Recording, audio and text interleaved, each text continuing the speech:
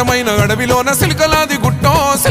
గుట్టం గుట్ట మీద చెట్టు కింద నాగులోరి పుట్టం పుట్ట మీద పురుల మధ్య నిండు పాసి గుట్టు తల్లి సమ్మక్క సక్కనైన రూపాన నిండు ఏగు సుక్కై వెలుగుతున్నదంట కరువు కాటకాలతోని తల్లడిల్లె ప్రాంతమంతగమ్మని రాకతోటి కొత్త సిగురు తొడిగనంట